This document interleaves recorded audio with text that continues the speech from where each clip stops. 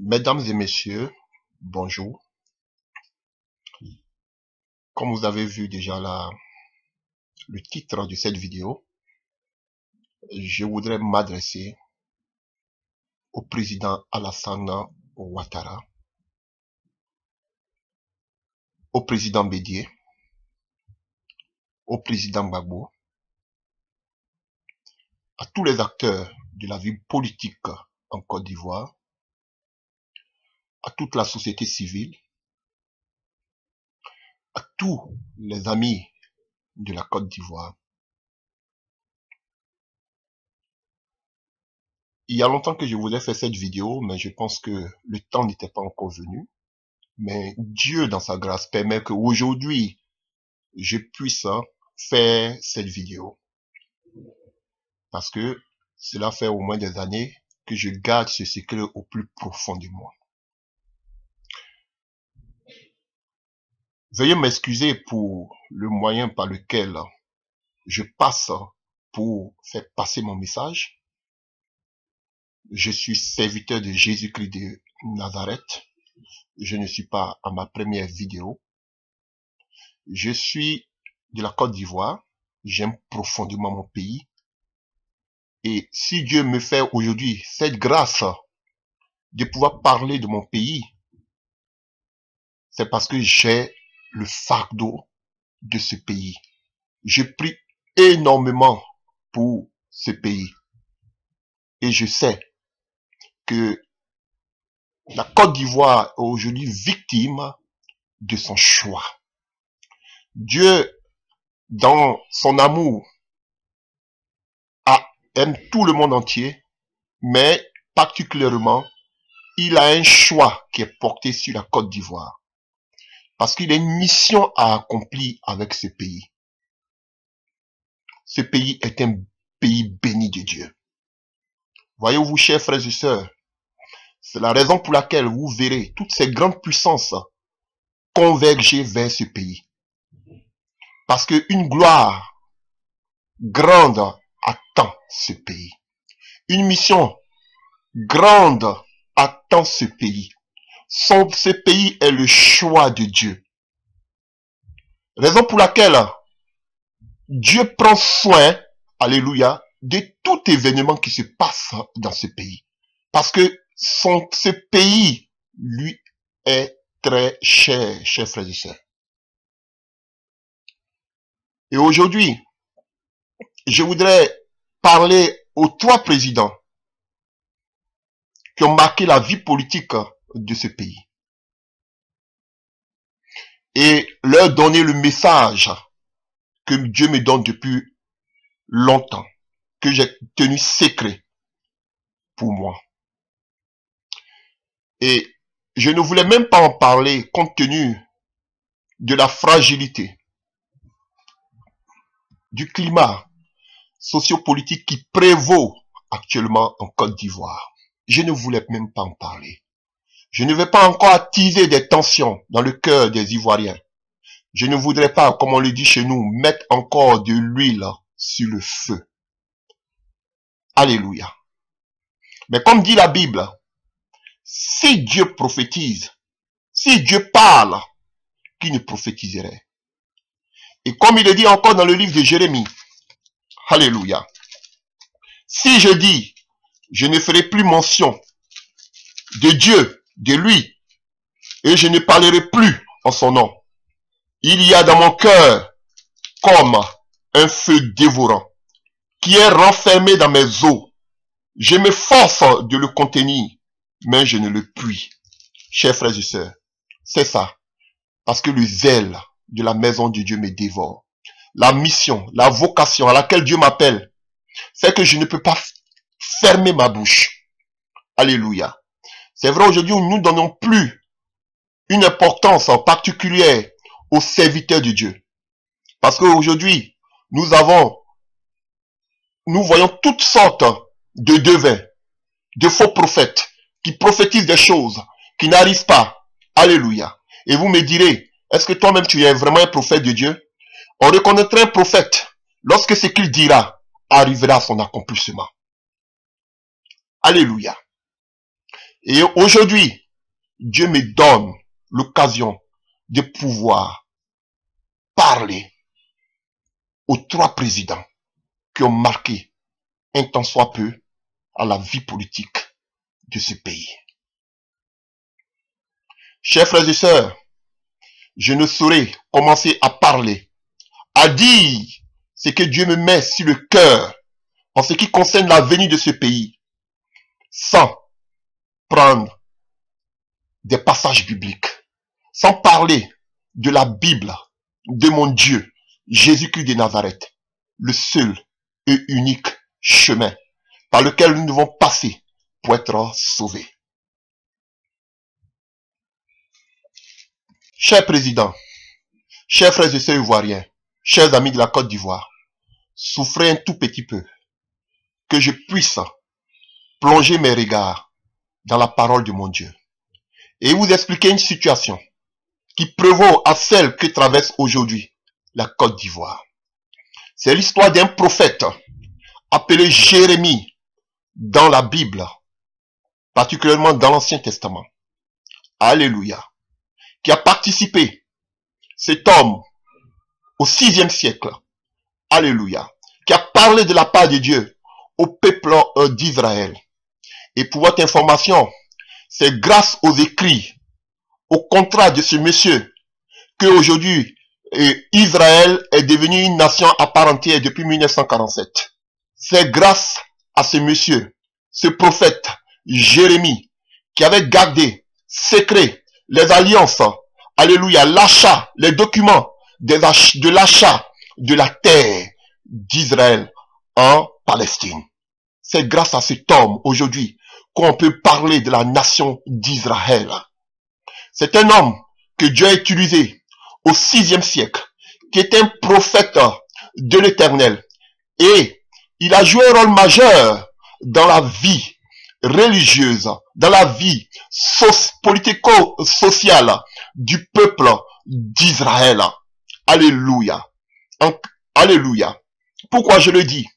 Parce que Jérémie était l'homme que Dieu utilisait pour parler au peuple d'Israël, pour parler au peuple de Juda.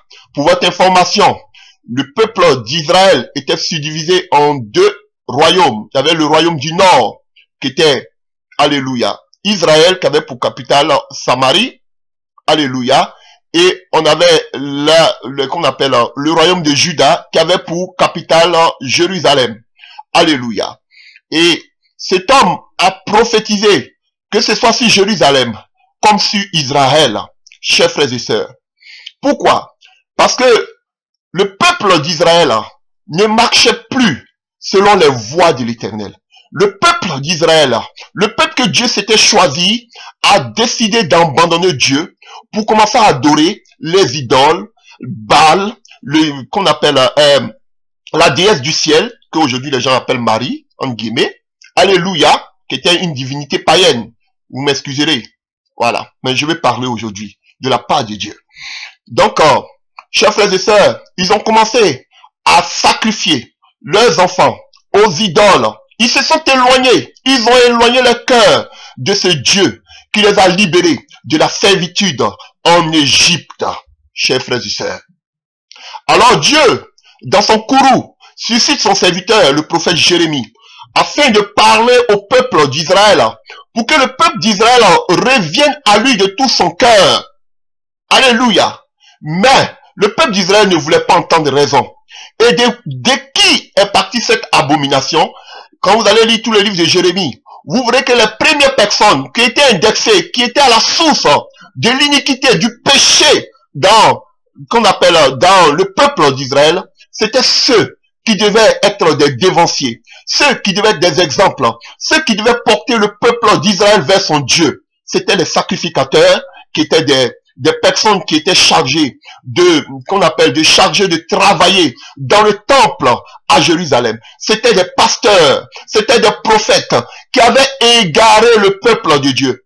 Et le peuple de Dieu, Israël, a suivi l'abomination que leur imposaient leurs dirigeants qui étaient des prophètes, qui étaient qu'on appelle des sacrificateurs et qui étaient aussi des pasteurs. Et nous pouvons le voir dans le livre de Jérémie 2.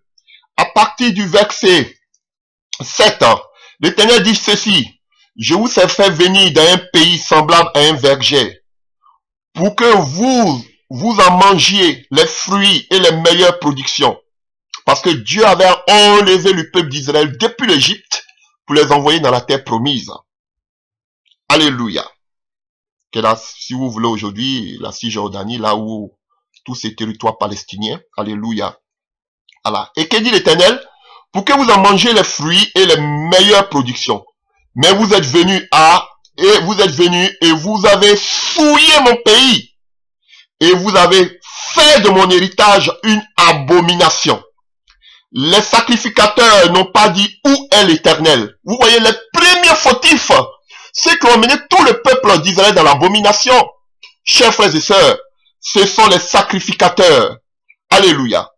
Et les dépositaires de la loi ne m'ont pas connu.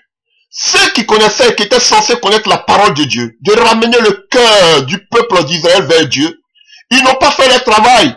Et c'était les sacrificateurs. C'est prêtre, en quelque sorte. Et le deuxième type de personnes, on avait aussi, vous pouvez voir, je suis dans le livre de Jérémie 2, à partir du verset 7. On avait aussi les pasteurs. Ils ont été infidèles. Voici le deuxième groupe de personnes qui ont amené qu'on appelle l'abomination au milieu du peuple d'Israël. Et le troisième type de personnes, nous le voyons juste à part, les prophètes ont prophétisé par Baal et sont allés après ceux qui ne sont d'aucun secours. Alléluia. Et juste quand vous allez vous continuez, vous allez voir que tout le peuple d'Israël, tout le peuple de Juda, a subi la rébellion et l'idolâtrie de ses sacrificateurs, de ses pasteurs et de ses prophètes. Chers frères et sœurs, je voudrais parler en ce jour. Et qu'est-ce qui s'est passé à la suite, chers frères et sœurs, mesdames et messieurs? Nous verrons que Dieu va susciter son prophète pour aller avertir le peuple du danger qu'il courait s'il ne revenait pas de tous les cœurs au Dieu d'Israël. Et dans ce même peuple aussi, il y avait des faux prophètes, alléluia, qui sont posés à la parole de ce prophète. Et ce prophète a subi toutes sortes de coups de la part de ces faux prophètes, de la part de ces grands, alléluia, de la part de ces rois. Il était jeté en prison, il était jeté dans des citernes, il était outragé. On avait décidé de le mettre à mort, en pièces. Alléluia. Pourquoi? Parce qu'il avait prophétisé que ce peuple-là, tout le peuple d'Israël, irait en déportation à Babylone sous la domination du roi Nebuchadnezzar, un des plus grands rois de son temps. Alléluia. C'était un peuple que Dieu avait aimé. C'était un peuple que Dieu avait enlevé de la servitude pendant plus de 430 ans d'Égypte. Alléluia. Il les avait gardés dans le désert pendant 40 ans. Il avait pourvu à leurs besoins. Il a pris soin d'eux. Il les a envoyés d'un pays où coulait le lait et le miel parce qu'il les aimait. Mais lorsque ce peuple est arrivé dans la terre promise, ce peuple a commencé à copier toutes les abominations de ces peuples qui étaient sur place. Alors, Dieu entra dans son courroux. Il les a avertis maintes fois par des prophètes, mais ils n'ont pas écouté. Parce qu'il se disait que tous ces prophètes sont des bons à rien, sont des affamés, sont des misérables personnes qui ont besoin d'aide. Ils ont traité le prophète Jérémie comme un moins que rien. Chers frères et sœurs. Et le prophète Jérémie avait dit, si vous ne revenez pas de votre mauvaise œuvre, vous serez en captivité pendant 70 ans. Et il disait encore au peuple d'Israël, le peuple que Dieu a toujours aimé, le peuple, comme vous le dites toujours, Dieu est un Dieu d'amour. Dieu a tellement aimé ce peuple qu'il les avertissait, mais ils avaient l'oreille sourde. Personne ne voulait écouter. Alléluia. Alors, les hauts dignitaires d'Israël, le roi, envoyaient des personnes vers le prophète Jérémie pour qu'il prie à leur faveur, pour ne pas que le malheur puisse s'abattre sur Israël. Je ne voudrais pas tout lire, pour ne pas vous ennuyer. Vous pouvez lire, alléluia, dans le livre de Jérémie 21, pour ceux qui ont une Bible. Alléluia, je ne vais pas lire pour ne pas prendre trop de temps, de votre temps précieux. Alléluia. Alors, le prophète Jérémie l'a dit, vous êtes venus me voir, mais je vous dis que ce que l'Éternel a écrit, a prévu, arrivera certainement. Pour ceux qui veulent avoir la vie sauve, sain et sauve, qu'ils se rallient au roi de Babylone. Alléluia. Parce que c'était un décret qui était déjà écrit par Dieu. Son peuple qui l'aimait. Mais il dit à ce peuple que si vous voulez avoir la vie sauve, vous devez faire allégeance au roi de Babylone, Nebuchadnezzar. Celui qui se lève, qui se lèvera contre, alléluia, le roi de Babylone sera mis à mort. Il sera mis à mort. Alléluia. Et les gens, les hauts dignitaires ont dit au roi, tu ferais bien de fermer la bouche de ces messieurs, sinon ils risquent d'amener la peur au milieu du peuple. Ils risquent d'amener le désarroi au milieu du peuple. La crainte au milieu du peuple. Ils ont tout fait pour mettre fin à la vie de cet homme. Mais Dieu l'a sauvegardé. Mesdames et messieurs, chers frères et sœurs, un roi sadique, dictateur, était devenu le chouchou de Dieu. Dieu a suscité Nebuchadnezzar à dessein pour martyriser. Vous allez voir, vous pouvez lire tout le livre de Jérémie.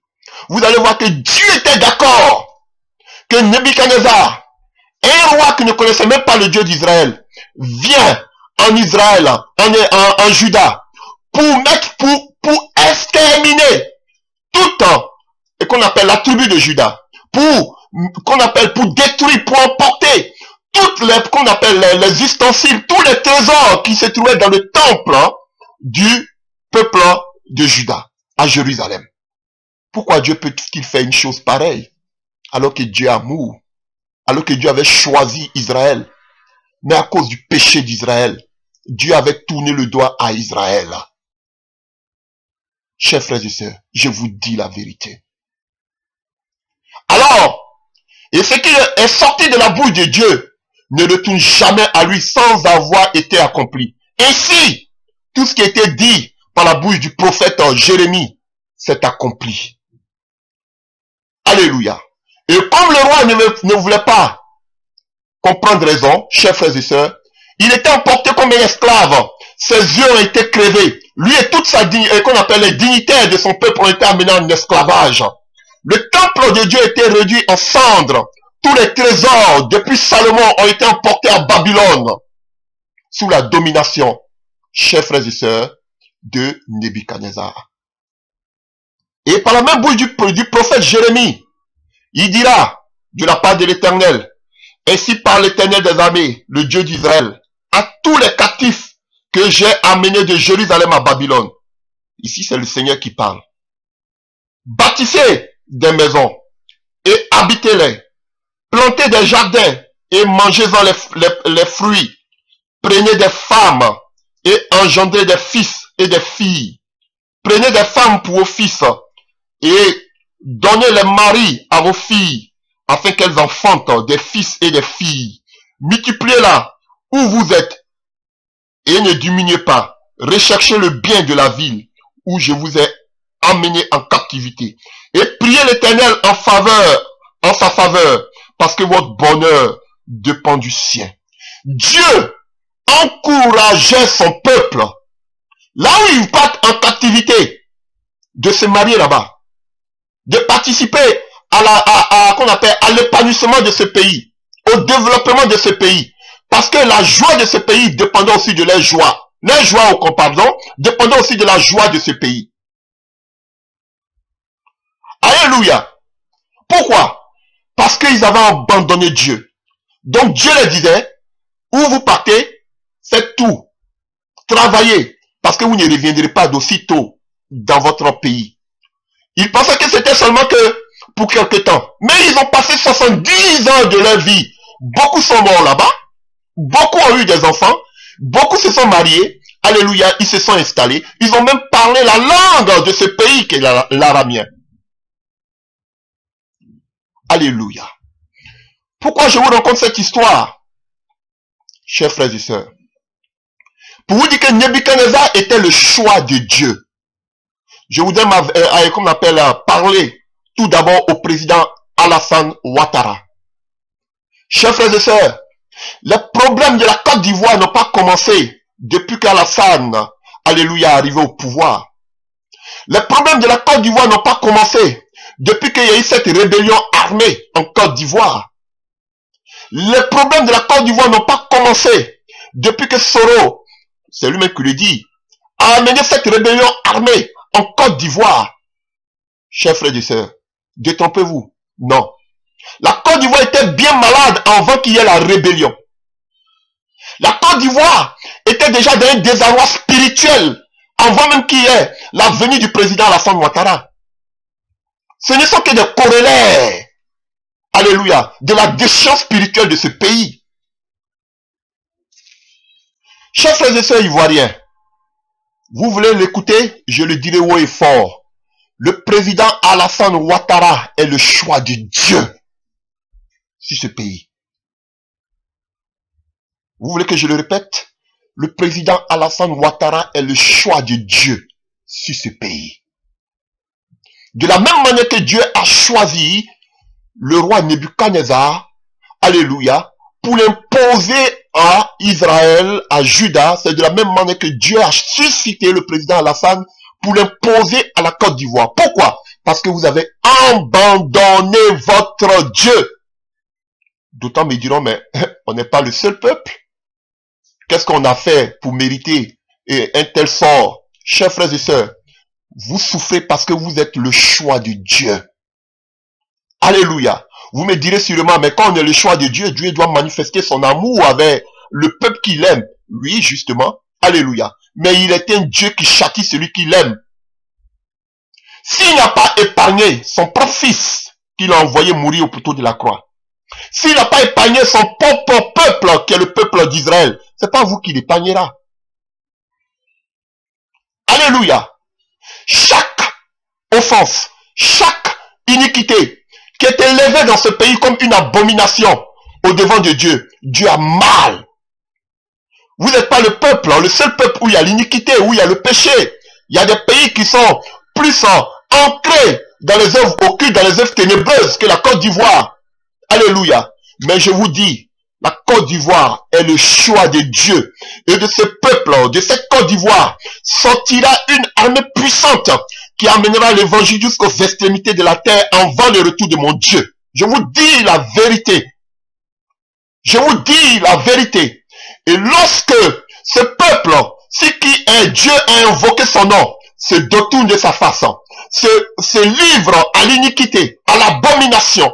Alléluia, chers frères et sœurs. Dieu dans son courroux, alléluia, pour ramener son peuple à lui, passant, alléluia, par la fureur. C'est ce que nous avons vu avec le roi Nebuchadnezzar. Donc, je le répète, le président Alassane Ouattara c'est Dieu qui a voulu qu'il soit là, sur ce pays. Vous n'avez rien encore vu, Côte d'Ivoire. Et quels sont ceux qui ont mené cette abomination dans ce pays? Nous l'avons vu. Ce sont ceux qui étaient les soi-disant responsables religieux. Regardez aujourd'hui votre pays. Je ne reconnais plus ce beau pays de la Côte d'Ivoire. Un pays où on trouve toutes sortes. Oui, on le voit aussi dans d'autres pays. Mais je vous ai dit tantôt, vous êtes le choix de Dieu. Et celui qui aime bien, châtie bien. Dieu veut que toute la Côte d'Ivoire entière lui appartienne. Vous voyez, vous pensez que le problème de la Côte d'Ivoire, c'est un problème qu'on appelle des pays occidentaux. Oui, à cause des richesses que regorge la Côte d'Ivoire. Le problème de la Côte d'Ivoire est un problème spirituel. Vous n'avez pas encore compris, Côte d'Ivoire.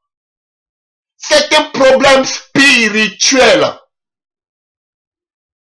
Alléluia. L'ennemi, le diable sait que de ce pays sortira des élites. Dans tous les domaines, je vous dis la vérité. Il le sait. Alléluia. Il n'y a pas une situation qui s'est passée dans ce pays sans que Dieu n'aurait auparavant averti le peuple ivoirien. Je sais de quoi je parle et j'y reviendrai. Parce que Dieu a toujours aimé ce pays. Mais le peuple de la Côte d'Ivoire n'a jamais tourné les regards vers son Dieu pour se repentir. Alléluia. Alors, Dieu vous envoie des personnes pour vous assujettir. Alléluia. Pour vous faire gémir jusqu'à ce que vous reconnaissez que Jésus-Christ est Dieu. Pour que vous retournez à lui. Je vous dis la vérité. Regardez, aujourd'hui, vous me direz, non, mais bien avant que le président vienne, tout était calme. Oui, vous le dites. Alléluia. Aujourd'hui, pendant que le président Alassane, hier, comme vous voulez dire que c'est lui qui a amené toute l'abomination en Côte d'Ivoire, que faites-vous aujourd'hui, soi-disant chrétiens, soi-disant qu'on appelle dirigeants religieux? Qu'est-ce que vous faites? Vous êtes tous tombés dans l'abomination. Vous êtes tous tombés. Vous faites tous partie des qu'on appelle des sectes exotériques. Vous faites tous partie de la franc-maçonnerie. Vous faites tous partie de qu'on appelle, vous pratiquez tous l'homosexualité dans ce pays. À commencer par les pasteurs, les prêtres, tous ceux que vous connaissez, les prophètes, l'abomination, comme nous on l'a vu tout à l'heure. Les prophètes prophétisent par Baal. Alléluia. Tous. Regardez ces sacrifices humains. La Côte d'Ivoire pue le sang humain. Vous ne le voyez pas? Je ne reconnais plus ce pays. Ce pays est en horreur au devant de l'Éternel. Ce pays est en abomination au devant de Dieu. Alléluia. Vous pouvez me dire que oui, ok, c'est Alassane et toute sa clique qui a amené tous ces désarrois dans ce pays. Alors, si vous pensez qu'il a amené tout cette, qu'on appelle ce désarroi dans ce pays, il a amené toutes les œuvres occultes et qu'on sort tous les sacrifices humains, pourquoi vous participez à toutes ces abominations? Tous ces dirigeants religieux sont passés de mal en pire.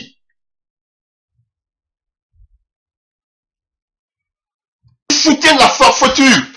Ils sont tous, alléluia, des corrompus jusqu'à dans la moelle épinière.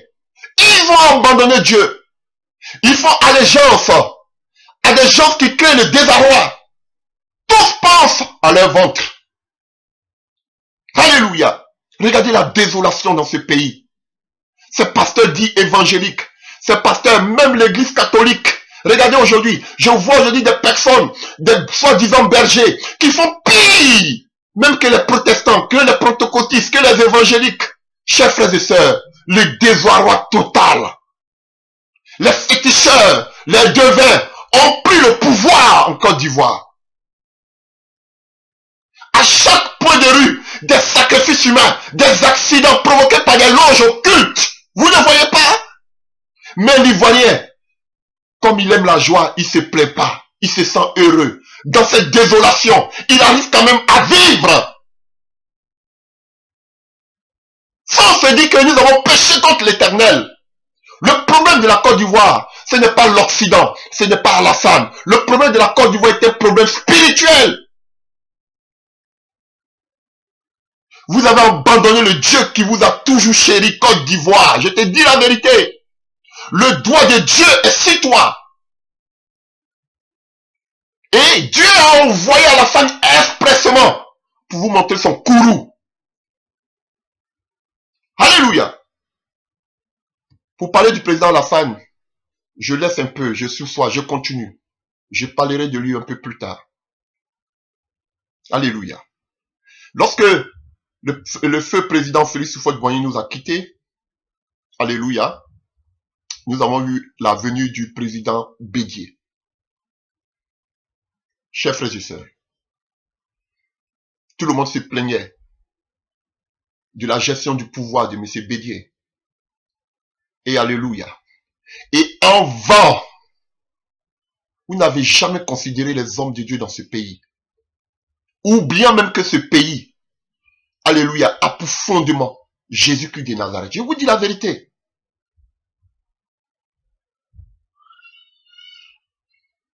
Et en voit le coup d'État, le coup de force militaire, le putsch militaire de 1999, alléluia, du président Bédié. Un homme de Dieu de la Côte d'Ivoire, alléluia, qui n'est plus de ce monde, qui a rejoint son Dieu dans sa gloire. Je parle du feu, le prophète Kakou Sévérin, qui s'est levé, qui a averti le président Bédié de tout ce qui allait se passer sur la Côte d'Ivoire, de ce putsch militaire qui arrivait. Bédié, le président Bédié, est averti par cet homme. Il n'a pas voulu l'écouter. Pourquoi? Parce que à partir des années 90, on a connu des églises traditionnelles comme l'Assemblée de Dieu, comme le Baptiste, comme les protestants. Et à partir des années 90, s'est levée une nouvelle génération de serviteurs de Dieu, avec qui Dieu a fait de grandes choses. Alléluia. C'était le début, alléluia, de ce que Dieu veut faire avec ce pays. Alléluia. C'était le levier de la démonstration de la puissance de Dieu dans ce pays. Ce que Dieu voulait faire avec des hommes qu'il avait oint pour pouvoir diriger la nouvelle génération. Alléluia. Jusqu'à son retour. Et parmi ces gens, on avait le prophète Kakou Sévérin. Alléluia. Une génération de véritables serviteurs de Dieu, qui craignaient Dieu, qui ne savaient pas Dieu pour le ventre, mais qui craignaient Dieu de tout son cœur. Et rien ne pouvait se passer dans cette nation sans que Dieu ne révèle d'avance. Ainsi, Dieu, par le biais de son serviteur, le prophète Kakou Sévérin, avait annoncé au président Bédié qu'un coup d'État se préparait, qu'un push militaire se préparait. Le président Bédié est encore vivant. Il n'a pas voulu écouter cet homme. Et ce qui devait arriver, arriva. Alléluia. Parce que Dieu a toujours aimé ce pays. Président Bédié, je voudrais te parler ce soir. Il y a des choses que j'ai gardées trop longtemps pour moi. Je voudrais parler sur la Côte d'Ivoire. Chers frères et sœurs, cher président, je crois que c'est ma dernière vidéo sur la Côte d'Ivoire. Je le dis personnellement, je ne sais pas ce que Dieu permet. Tant que Dieu ne me parlera pas, je ne parlerai plus sur ce pays.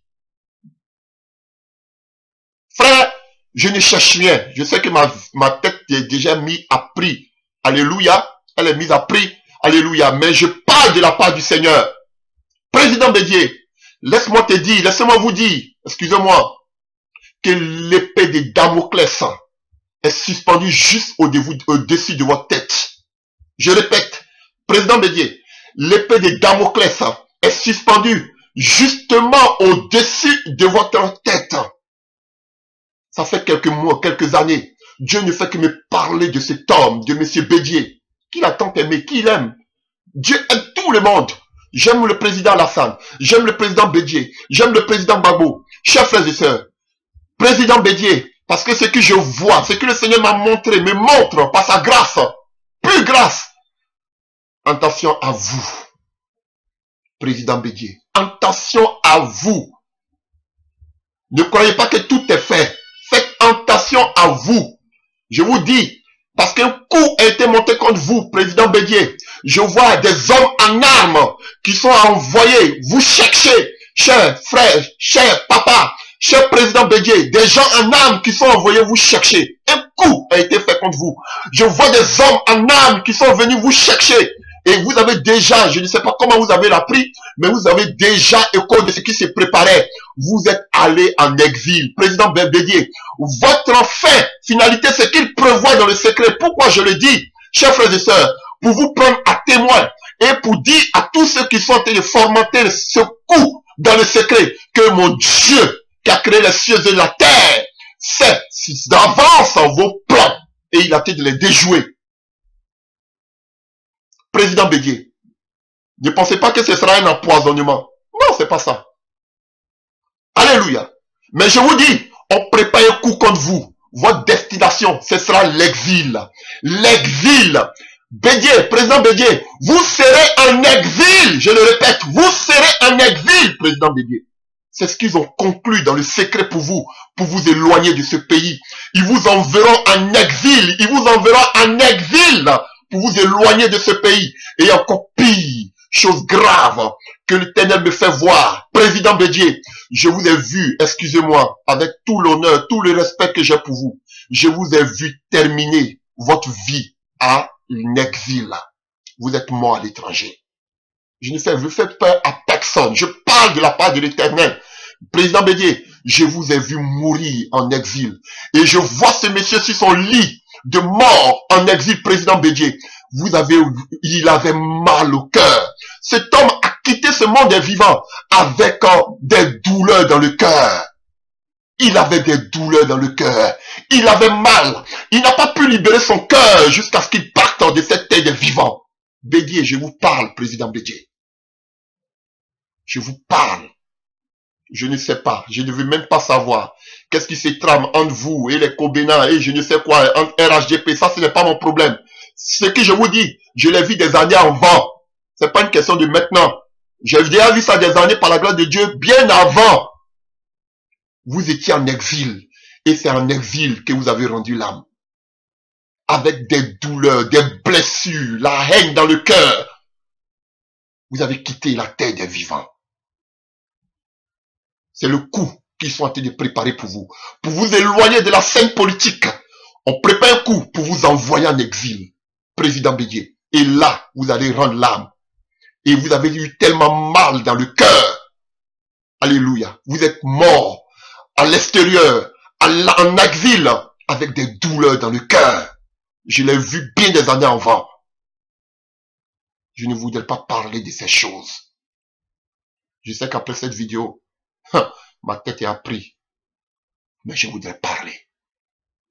Président Bédié, s'il vous plaît, pendant qu'il est encore temps, repentez-vous. Recherchez la face de votre Dieu, Jésus-Christ de Nazareth. Je ne sais pas. Faites ce qui est à votre pouvoir. Revenez de tout votre cœur à Dieu. Faites ce qui est bon à votre niveau pour qu'il y ait une réconciliation, pour qu'il y ait une paix véritable. Réconciliez-vous avec le peuple de la Côte d'Ivoire à qui vous avez fait tant de mal. Alléluia. En vous associant à la rébellion. Je vous dis la vérité, président Bédié. Je vous voyais en exil. Et en exil, vous avez rendu l'âme. Avec des douleurs atroces dans le cœur. Parce que vous avez mal. De la manière que vous avez été humilié. Ainsi a parlé l'Éternel. Je poursuis.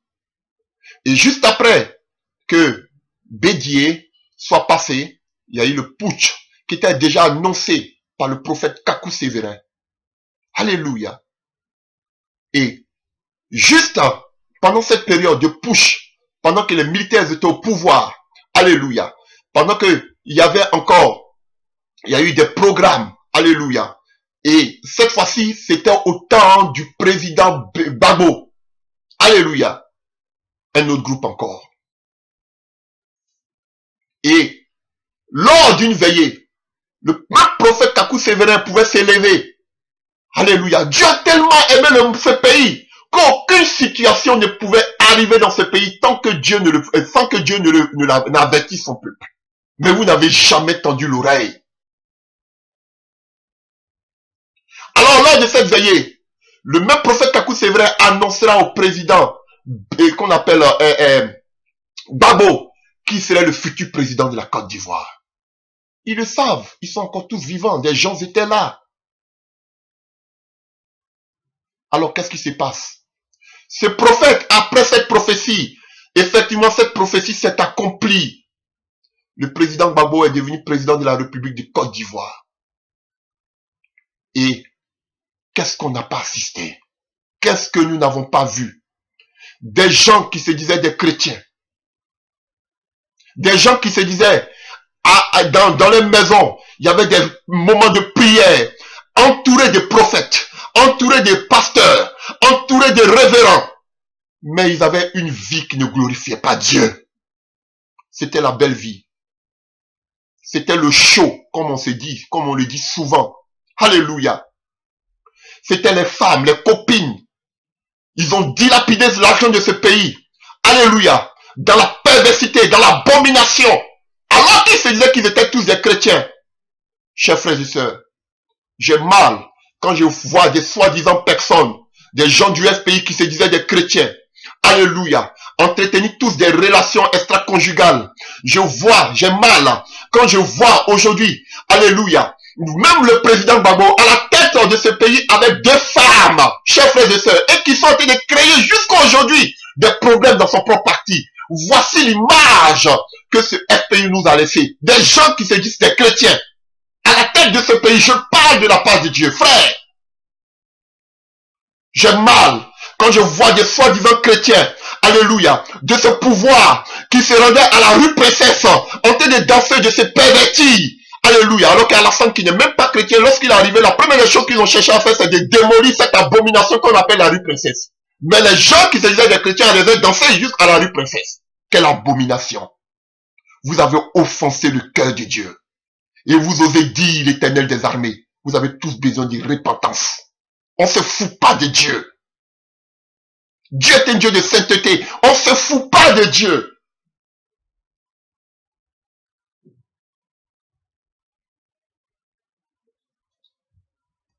Et puis, ce même prophète qui a prophétisé sur Gbagbo, qui devait être le président de la République, lorsque ce prophète venait taper, alléluia, au portail de la présidence, on ne lui ouvrait plus la porte. Il était devenu indésirable. Que pensez-vous? Alléluia. On ne se moque pas d'un véritable serviteur de Dieu. Vous pouvez faire. Vous pouvez vous enorgueillir à cause de vos relations internationales. Vous pouvez vous enorgueillir à cause de vos milliards. Mais un serviteur de Dieu est plus que vos milliards. Ils ont ridiculisé ce serviteur de Dieu. Il était vilipendé jusqu'à ce qu'il quitte la terre des vivants. Et pour la consécration du président Gbagbo, ils ont même délaissé ce prophète qui a prophétisé qu'il devait être président. Ils sont allés chercher des pasteurs, des prophètes américains, étrangers. Comme tout bon Ivoirien, ils n'aiment jamais ce qui vient de chez eux. Ils sont allés chercher des prophètes, je vous dis, de l'extérieur. Ils ont abandonné cet homme. Cet homme est mort avec la colère. Quand je dis la colère, je n'étais pas là. Mais je peux imaginer la déception. Cet homme a pris son temps pour gêner, pour prier pour vous. À quoi vous vous attendiez? Parce que vous avez tous les grands pasteurs. Vous avez invité tous ces grands révérends aujourd'hui du monde entier qui sont devenus tous des francs-maçons aux États-Unis. Vous les avez tous invités. Vous avez donné même des rues, des places à leur effigie, à leur nom, qui sont tous de la franc-maçonnerie. Vous avez abandonné cet homme. Vous avez abandonné sa famille. À quoi vous vous attendiez? Et vous osez dire l'Éternel des armées, quelle abomination. Vous avez abandonné l'Éternel. Vous devez vous repentir. Tous des assoiffés. Alléluia. Qui se sont tous enrichis.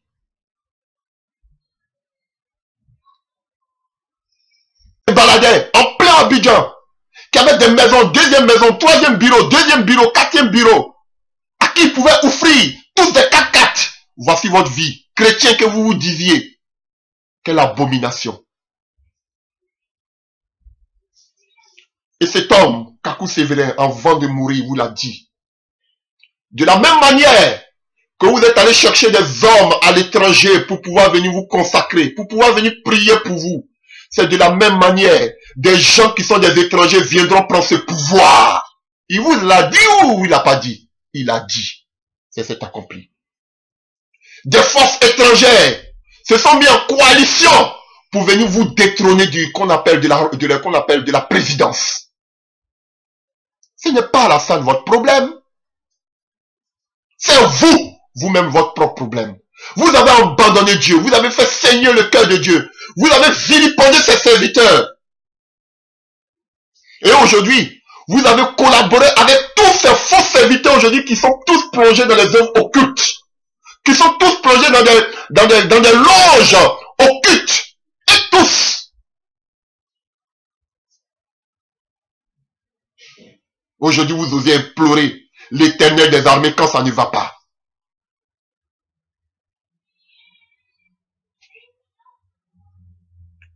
Alléluia.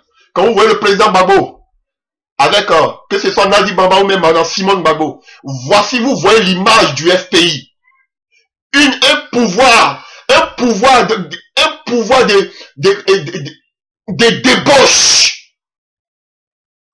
Un pouvoir de débauche. Pourtant, vous dites des chrétiens. Dans votre maison, il y avait des pasteurs, des prières à longueur de journée. Mais vous étiez en abomination, en horreur au devant de l'éternel de Dieu, au devant de l'éternel Dieu Tout-Puissant. S'il vous plaît, ne me demandez pas comment sera 2020. Ne me demandez pas qui va gagner 2020, qui va pas gagner 2020. Je n'ai que faire de que va devenir 2020, que va devenir la Côte d'Ivoire. Aujourd'hui, ce que l'éternel vous dit, il faut que vous vous repentiez et que vous lui donnez votre vie. Parce que si vous mourrez, vous irez en enfer sans Jésus-Christ de Nazareth. Parce qu'il est le chemin, la vérité et la vie. Pour les occultistes, l'ennemi, Satan vous dira qu'après votre mort, il y a ce qu'on appelle la réincarnation. Vous serez réincarné. C'est la pure sorcellerie. Hébreux 9, Hébreux 9 me dit, verset 27, qu'il a ordonné un homme de mourir une seule fois, après quoi vient le jugement. Si vous mourrez sans donner votre vie à Jésus, rien à voir avec la prière de l'imam, rien à voir avec la messe de requiem qu'on appelle du catholique ou bien du prêtre. Ça ne vous amènera pas au paradis. Le purgatoire, je ne vois aucun passage biblique qui parle du purgatoire. C'est pure doctrine humaine. Donnez votre vie à Jésus pendant que vous êtes vivant. Parce que ce qui arrive encore, chers frères et sœurs, Dieu n'a pas encore fini avec vous. Tant que votre cœur n'est pas incliné, tant que vous ne cherchez pas à être en bonne relation avec Dieu, cela continuera, va perdurer.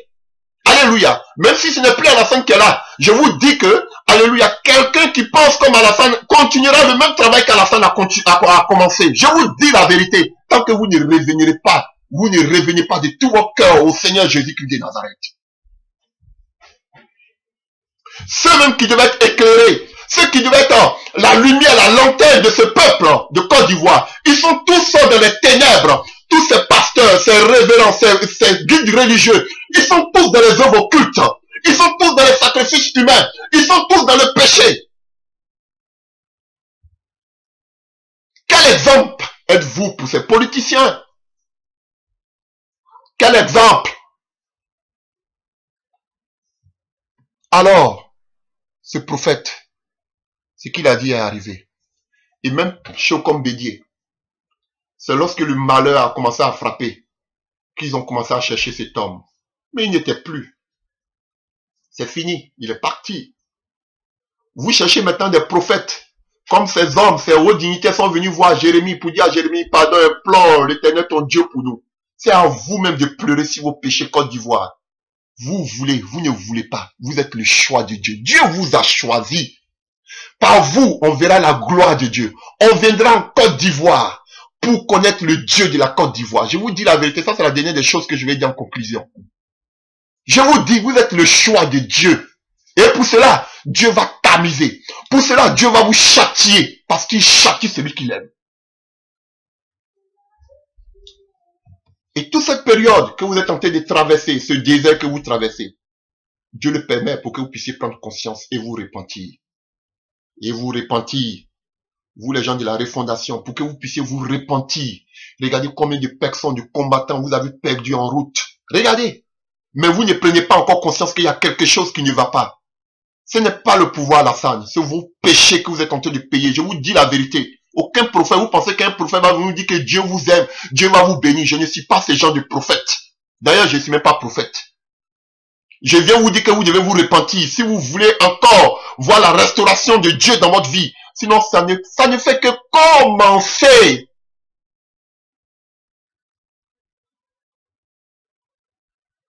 Alléluia. Tous ces francs-maçons, tous ces occultistes, aujourd'hui, tous ces pasteurs, ces prophètes, aujourd'hui, se sont tous tournés vers les œuvres occultes. Ils font partie tous des loges. Ils sont tous, regardez, l'homosexualité. Il y a l'homosexualité partout. Mais regardez l'homosexualité en Côte d'Ivoire. Quel pasteur qui en parle? Regardez l'abomination dans ce pays. Qui en parle? Regardez les sacrifices humains. Les enfants qu'on tue par-ci par-là. Qui en parle? Regardez tout ce qui se passe, cette abomination qui se passe dans ce pays. Mais vous êtes heureux. Dieu n'a pas encore fini avec vous. Alors, je voudrais dire aux gens de la refondation, malgré tout ça, Dieu dans son amour, vous voyez que Jérémie avait donné, Dieu avait donné une date, une certaine période Alléluia. Pour la détresse du peuple d'Israël pendant 70 ans. Ainsi, votre détresse ne durera pas éternellement. Dieu mettra fin à la détresse de la Côte d'Ivoire. Ainsi, je vais vous donner une bonne nouvelle que Dieu me fait voir. Ainsi, je ne vous donnerai pas des dates exactes.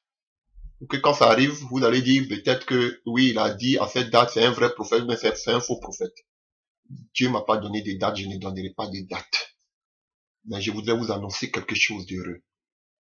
C'est que j'ai vu le président Gbagbo. Ce n'est plus un secret pour quelqu'un. Vous, peut-être, vous pouvez avoir maintenant espoir en ce qui concerne sa sortie. Mais je l'avais déjà des années passées. Des années passées. Ça fait plus de 3 ans, 4 ans. Déjà que le Seigneur me parlait de sa situation. Il sortira de la CPI. Mais attention, lorsqu'il sortait, je ne voyais plus votre Nadi Bambala à côté de lui. Je ne sais pas où elle est. Je l'ai vu à côté de Madame Simone Yves Gbagbo. Je vous dis la vérité. Moi, je ne sais rien de leur vie. Je n'ai pas de contact avec quelqu'un d'entre eux. Je ne suis pas dans la politique. Je suis apolitique. Mais je l'ai vu à côté de son épouse, Simone Yves Gbagbo. Ce temps que vous êtes en train de traverser, je voudrais parler aussi à cette dame qu'on appelle Simone Yves Gbagbo. Femme, ton Dieu essuiera tes larmes. Mais seulement, tout ce que tu vois comme se disant serviteur de Dieu est le discernement. Beaucoup d'entre eux sont des occultistes. Beaucoup d'entre eux sont dans des loges occultes. Ils portent le titre de pasteur, de révérend, de bishop, de prophète.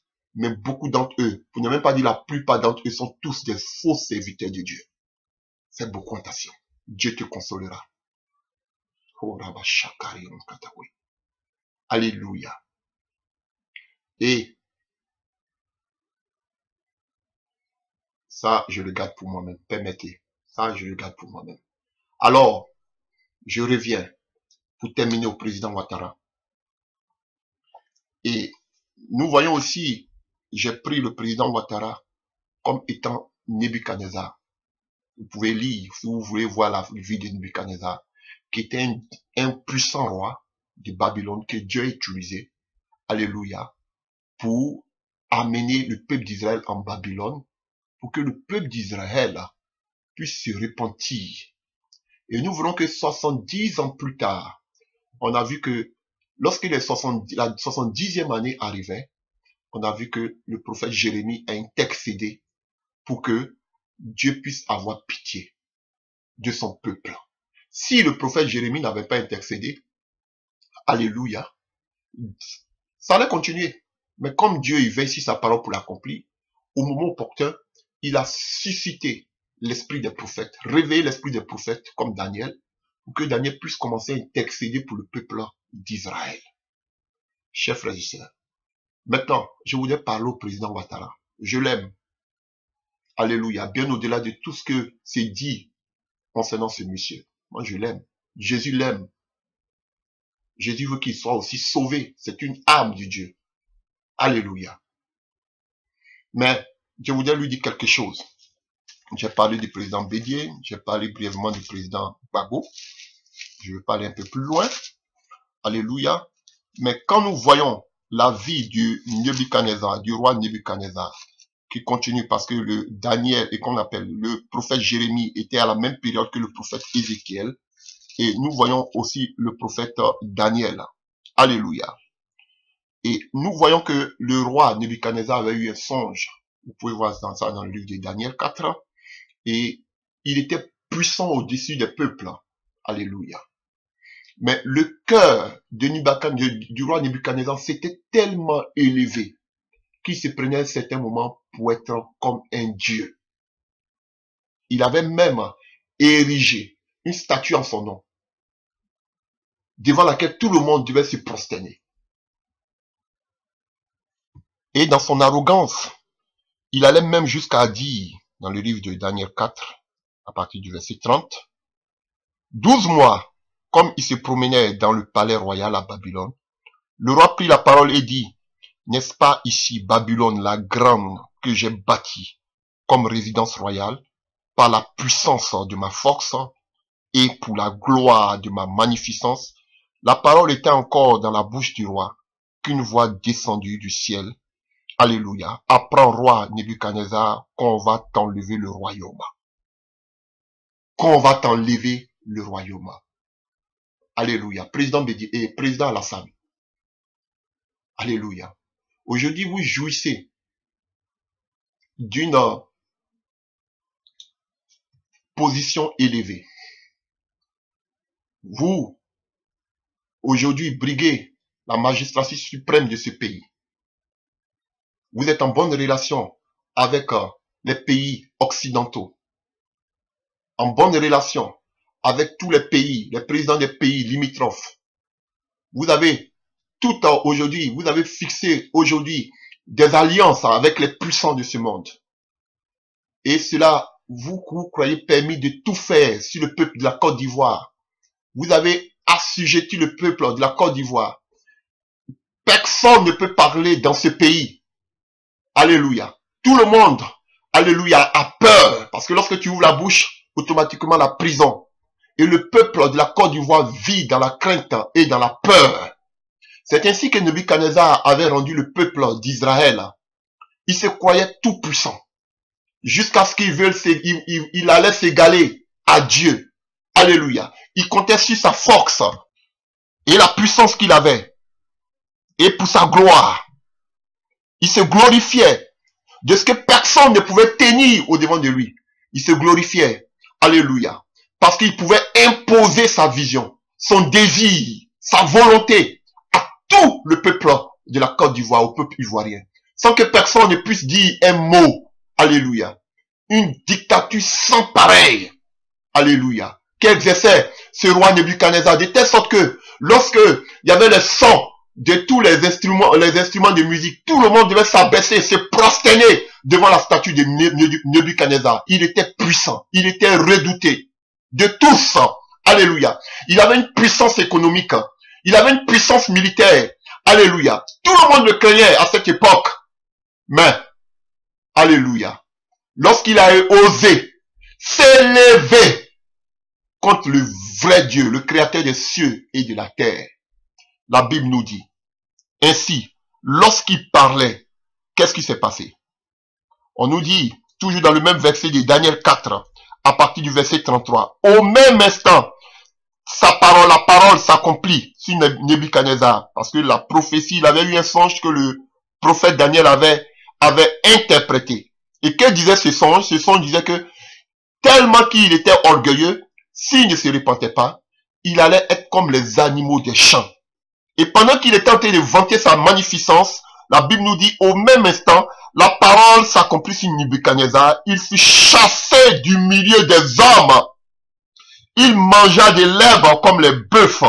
Son corps fut trempé de la rosée du ciel, jusqu'à ce que les cheveux crussent comme des plumes des aigles, et ses ongles comme ceux des oiseaux. Alléluia. Vous voyez ce puissant homme, ça doit nous interpeller. Ce puissant roi, ce puissant dictateur est devenu comme les animaux des champs. Sa demeure était loin des humains. Il était devenu comme un animal. Alléluia. Cela devrait nous interroger, nous faire cogiter, chers frères et sœurs, chers présidents Alassane, chers Ivoiriens. Alléluia. Nul n'est au-dessus de la puissance de Jésus-Christ de Nazareth. Nul ne peut être président si ce n'est que la volonté de Dieu. Alléluia. Jusqu'à quand ferez-vous souffrir votre peuple? Alléluia. On ne reste pas éternellement au pouvoir. Cela doit vous servir d'exemple. Regardez tous les grands. Comment Dieu a réduit à néant la grande puissance de Pharaon. Regardez comment Dieu a réduit à néant la grande puissance de Babylone, du roi Nebuchadnezzar. Regardez tous les grands chefs d'État de ce monde. Regardez tous les grands dictateurs de ce monde. Regardez comment ils ont tous fini. On ne reste pas éternellement au pouvoir. Alors, cher président Alassane, votre Dieu vous parle parce qu'il vous a créé. Vous êtes sa créature. Si vous ne voulez pas que le même sort de Nebuchadnezzar vous arrive, parce que je n'irai pas plus loin. Voilà. Je ne suis pas quelqu'un qui vient dire des choses pour que l'autre côté se réjouisse. Non. Mon souhait, c'est que vos âmes soient sauvées. Alléluia. Et voici ce qu'il dit le prophète. Alléluia. Daniel à Nebuchadnezzar. Alléluia. Pour ne pas que tout ce qui arriva lui arrive. Il avait déjà prévenu d'avance. Et voilà ce qu'il lui disait dans le livre de Daniel. Daniel toujours 4, à partir du verset 24. Ô roi, voici le décret du Très-Haut qui s'accomplit sur mon Seigneur. Le roi, on te chassera du milieu des hommes. Tu auras ta demeure avec les bêtes des champs. Et l'on te donnera comme au bœuf de l'herbe à manger. Tu seras trempé de la rosée du ciel. Et 7 ans, ça veut dire 7 années, passeront sur toi jusqu'à ce que tu saches que le Très-Haut domine sur le règne des hommes et qu'il le donne à qui le plaît. Lors de laisser le tronc où se trouvent les racines de l'arbre signifie que ton royaume te restera quand tu reconnaîtras que celui qui domine est dans les cieux. C'est pourquoi, voici le conseil que Daniel donnait à Nebuchadnezzar. Pour ne pas que cela lui arriva. C'est pourquoi, ô roi, puisse mon conseil te plaire, rachète tes péchés par tes bienfaits et tes iniquités par ta compassion envers les malheureux et ton bonheur pourra se prolonger. Toutes ces choses se sont accomplies. C'est la même chose que je vais dire au président Alassane. Au-delà de tout ce que vous avez fait dans ce pays, bon comme mauvais, il n'est pas encore trop tard. Le Dieu que je sais, qui est Jésus-Christ de Nazareth, vous tend la main. Le même conseil que Daniel a donné à Nebuchadnezzar, c'est le même conseil que je vous donne. Rachetez vos péchés. Et pensez à faire du bien à votre peuple. Réconciliez-vous avec votre peuple. Rachetez vos péchés. Alléluia. C'est le même conseil que je vais vous dire. Je ne vais pas aller un peu plus loin. Non, je ne vais pas le dire. Mais je vous demande simplement de racheter vos péchés. Et de penser au bien-être de votre nation. Et pour finir, on nous dira, après le temps marqué, que Nebuchadnezzar leva les yeux, j'ai levé les yeux vers le ciel, et la raison me revient. J'ai béni le Très-Haut, j'ai loué et glorifié celui qui vit éternellement. Vous voyez? Donc, on voit que le roi Nebuchadnezzar est devenu comme un fou. Il avait perdu même la raison. Il était dans un asile psychiatrique. Et quand la raison lui est revenue, il a glorifié le nom du Dieu Tout-Puissant. Vous pouvez penser qu'actuellement vous êtes tout-puissant. Vous êtes parce que vous avez toutes les attaches. Vous avez toute l'armée. Vous avez toutes les relations internationales. Vous vous sentez invincible, puissant, indéboulonnable. Mais je vous dis, seul Dieu peut vous déboulonner. Seul Dieu peut vous déboulonner. Alléluia. Le roi Nebuchadnezzar était entouré de francs-maçons, de rosicruciens, de personnes de toutes loges, des sionistes, des puissants de ce monde. Vous pouvez le lire. Il était entouré des astrologues, des devins, de toute cette puissance occulte. Il se croyait invincible, mais Dieu l'a déboulonné. C'est le message que je veux vous adresser. Et pour finir, ce message à la Côte d'Ivoire. Côte d'Ivoire, répands-toi. Reviens de tout ton cœur à ton Dieu Jésus-Christ qui t'a tant aimé. Alléluia. Vous êtes objet de convoitise par tous les pays, même les pays les plus puissants. Vous convoitez, vous ne voyez pas ce qui se passe. Toutes les œuvres occultes, aujourd'hui, sont en train de préméditer la destruction de ce pays. Parce qu'ils voient l'étoile de ce pays qui brille. Ils voient la promesse de ce pays qui s'accomplira. Vous ne voyez pas cela? Peuple de Côte d'Ivoire, sortez de la plaisanterie, de la distraction, du péché. Réconciliez-vous avec votre Dieu, à commencer par les prophètes, à commencer par les religieux, les pasteurs, les révérends, les bishops, tous qui sont entrés dans les loges occultes, exotériques, tous ceux qui pratiquent, alléluia, ce qu'on appelle l'homosexualité, les sacrifices humains. Abandonnez, revenez de tout votre cœur à Dieu. Tant que vous n'abandonnerez pas, vous aurez toujours cette main pesante sur votre tête. Alléluia. Et le même, pour finir, le même Jérémie. Alléluia. Le même Jérémie disait ici dans le livre de Jérémie 29 que vous connaissez tous, pour les chrétiens. Jérémie 29 verset 10. L'Éternel, mais voici ce que dit l'Éternel.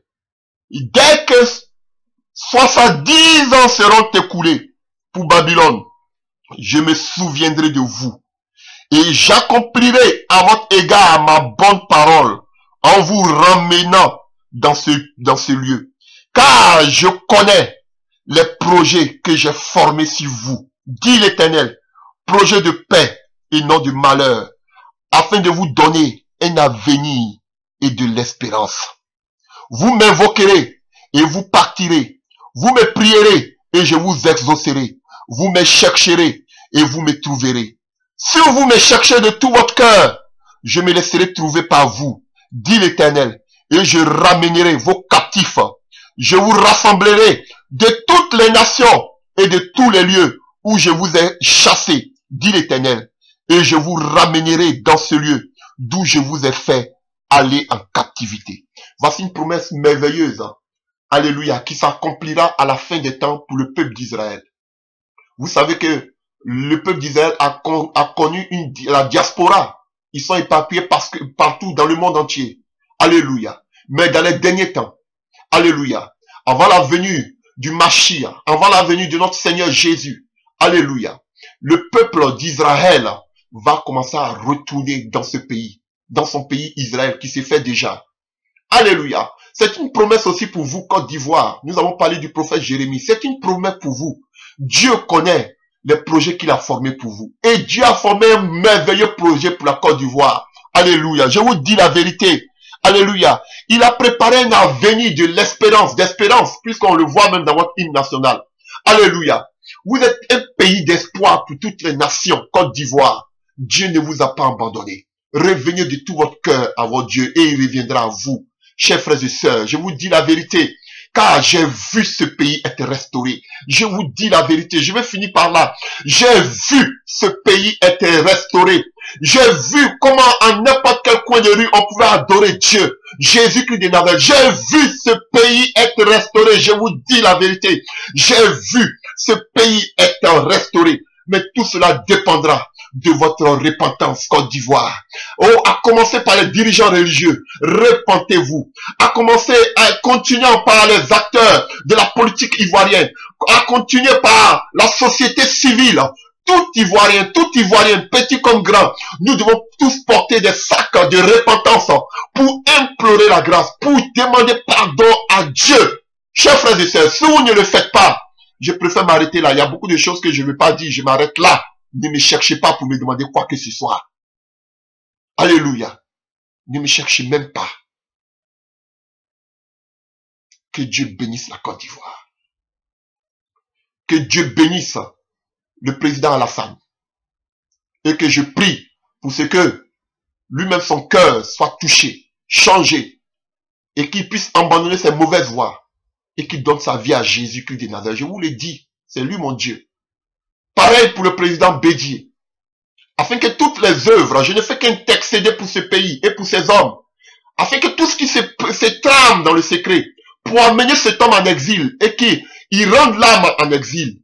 Je prie par la grâce du Seigneur Jésus qu'il ait pitié de ce monsieur Bédier. Et que tous les coups qui sont en train d'être fomentés dans le cou échouent au nom de Jésus-Christ de Nazareth. Chers frères et sœurs, si vous voyez déjà que tout cela a été dit, c'est que cela est à moitié déjà détruit, parce que les plans ont été dévoilés. Mais si vous restez dans l'incrédulité, ça arrivera. Et que le nom de Dieu soit béni pour cette promesse merveilleuse en ce qui concerne le président Gbagbo et son épouse. Je ne vais pas dire autre chose, je préfère m'arrêter là.